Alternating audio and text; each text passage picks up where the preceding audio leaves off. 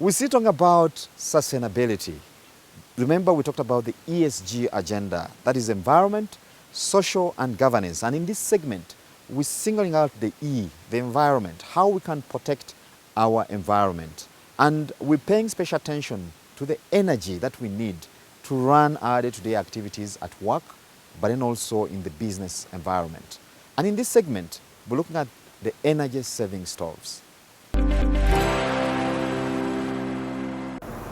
With over 80% of the population in Uganda still depending on either firewood or charcoal or kerosene for cooking, it is hazardous to not only the health but also expensive to maintain.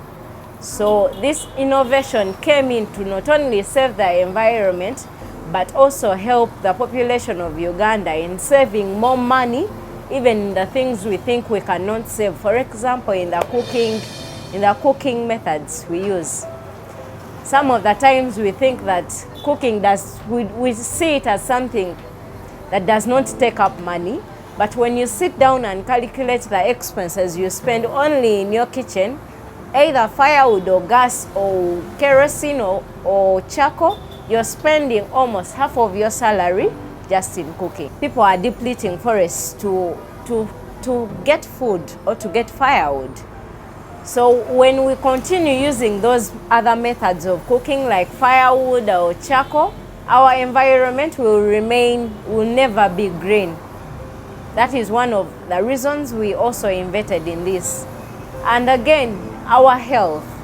When you are in the kitchen as a mother, if you're viewing this as a mother and you're using firewood, you're using charcoal, there is that time while you're in your kitchen and you cannot breathe anymore. You have to go out, breathe in, and then come back in your kitchen.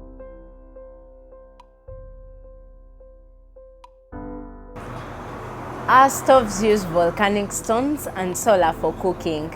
And we source these volcanic stones from Chisoro district.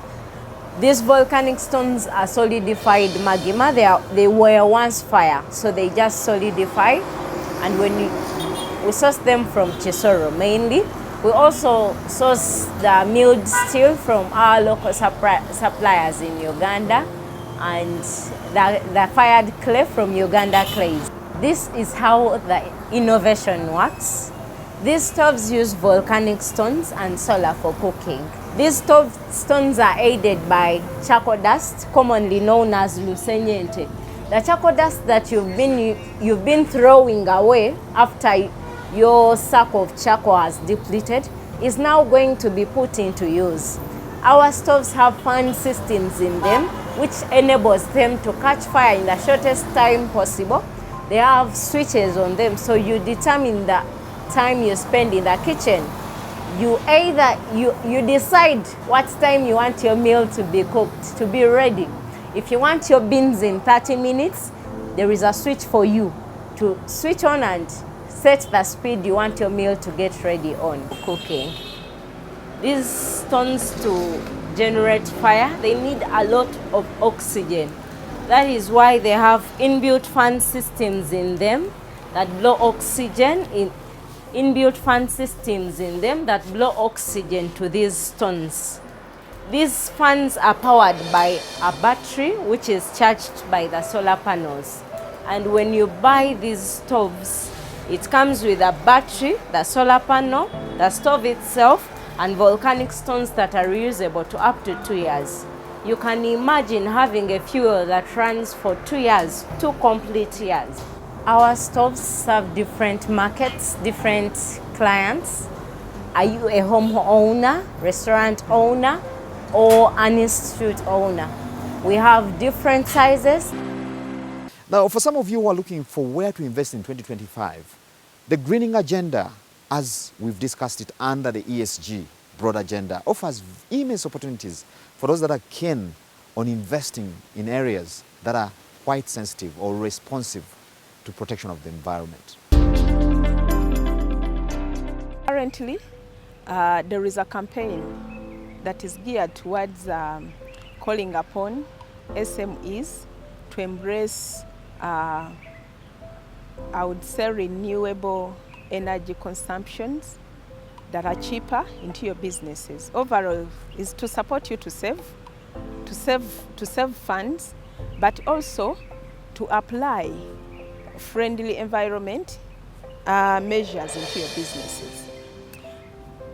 Embrace or I would say reduce on the energy consumption by utilizing solar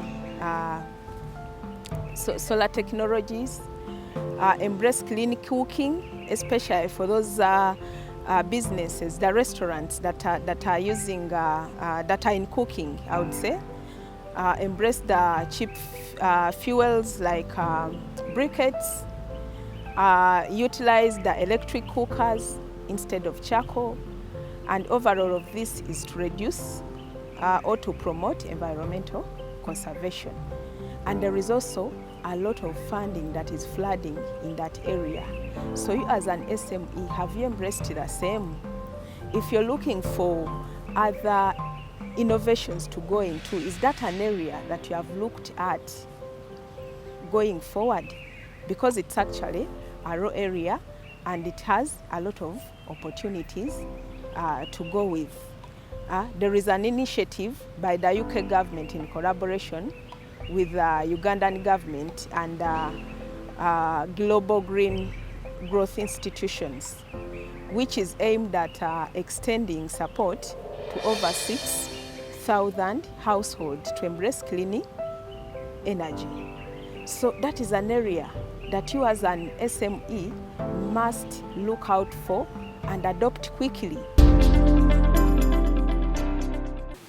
Now, scientists tell us that carbon emissions into the atmosphere are a danger to the environment because once released, they actually erode the ozone layer. Now, take an example of cement. One of the major ingredients in cement is lime, and according to some scientists, this lime, once released into the atmosphere, it emits carbon that is a danger, as we've learned, to the environment. So today we have innovators that have come up with a new way of actually making cement circumventing the lime ingredient in this process. I realized that cement is actually, and concrete is the second most consumed material on earth after water. After water, you are consuming a lot of concrete. That's next. The amount of concrete per capita consumed on earth is more than the amount of food we consume, and therefore it is an important material. I chose to focus on that, and knowing that cement as a material is energy intensive. To make cement, you have to burn the raw materials up to temperatures of 1,500 degrees Celsius. And because of too much energy that goes into producing cement, cement is very expensive. And therefore there was a need to make a material that has lower embodied energy, less embodied energy, and so that we can have it more achievable, more accessible, cheaper than the traditional cement. The challenge with the traditional cements, which are called Portland cements, is that they are all based on limestone. Limestone is chalk or calcium carbonate, and now when you get this calcium carbonate and put it in fire and burn it, if you have 1 kilogram of calcium carbonate and burn it, after burning it up to temperatures of 600 degrees Celsius, you find that half of it is what remains as an ash, and then the other half goes as carbon dioxide gas, and it goes into the atmosphere. And so when we are looking at the feed material for Portland cement, the carbon emissions are not coming from necessarily from the process of making cement. The bulk of it, actually 80%, is coming from the raw material itself through its decomposition. And so we want to partially replace limestone as one major intervention for reducing the carbon emissions. And that is where we apply LC3. LC3 here, we are adding calcined clay into the cement and making sure that we replace it, we maintain the clinker content in cement by 50%. That is the cement content by 50%. The other 50% are raw materials that are not burnt, that do not emit carbon dioxide. And by doing that, that 50 kilogram out of a bag is reduced by 40%. People, I want people to appreciate when we talk about 50 kilograms of carbon dioxide as a gas. You know, gas, yes, has weight, but correct gas 1 kilogram, you're correcting gas that covers a whole playing ground. Now, for 50 kilograms of carbon dioxide, if they dumped it in a room, that is carbon dioxide for 1 bag of cement. If they dumped it in a room, everybody dies. And so that is how dangerous the cement, Portland cement is. Yeah. And so when we replace by 50%, we make a gain of 40% carbon dioxide. Now the second type of cement which I mentioned, LPGC, this one actually eliminates clinker. It's a zero cement binder. We don't have Portland cement in it. And when we use that one, we are able to reduce the carbon footprint by 80%. That means we are making a material that saves the planet 80%. We only release 20% of the carbon emissions that are associated with the traditional Portland cement. And the third that is still under development, geopolymer cement, it is also within the range of 80 to 90% carbon emission reduction of binders. Yes, so when we reduce carbon emissions, people tend to talk about this being a European narrative. But I want to assure people that going green is actually Pan-African, because the problems of Africa's commerce, problems of infrastructure, there are problems of energy. There is no way you're going greener when you are consuming a lot of energy. We tend to have energy being the driver of commodity prices. And therefore, anything you produce with less energy is going to give to competitive prices. And that means then things are going to be cheaper, they become more accessible, more affordable, and apparently when we go green, we also tend to go cottage, small scale, meaning the requirement for infrastructure reduces. Right now, we are seeing a trend in Europe where people who look for real estate as companies, they are responsibly looking for real estate that does not have a high embodied carbon. So when you use a high carbon cement to do construction, when the planning of your construction is insensitive to carbon footprint, then you'll have a building that has a very high embodied carbon, and you start seeing corporate entities that are coming to rate buildings because they are penalized for their carbon footprint. Well, today we've paid special attention to the ESG agenda or sustainability. Others prefer to pull out the E, which is about the environment, and speak so much about that.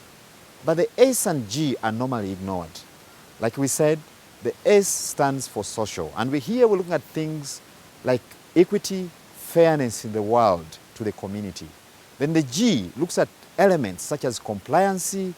Here you have elements or issues such as taxation, and then also following the right standards in the way you produce, in the way you relate as a business with others. Now we'll be tackling those other aspects, that is the S and G, in our subsequent shows. Remember, this show is brought to you by Absa Bank Uganda.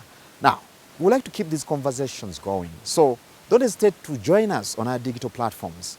We are live on YouTube, and we're available on our socials on Twitter, on Facebook, but then also on TikTok. Let's keep the conversation going. Like we always say, business is a going concern. It never sleeps. I've been your host, Charles Boji, once again. Do join us again next time. Until then, good evening and God bless you. When your business story reaches global markets, we have the world-class risk mitigation tools to help you thrive through the turbulence. At Absa Corporate and Investment Banking, we are invested in your story, and we invite you to write it with us because your story matters. Absa.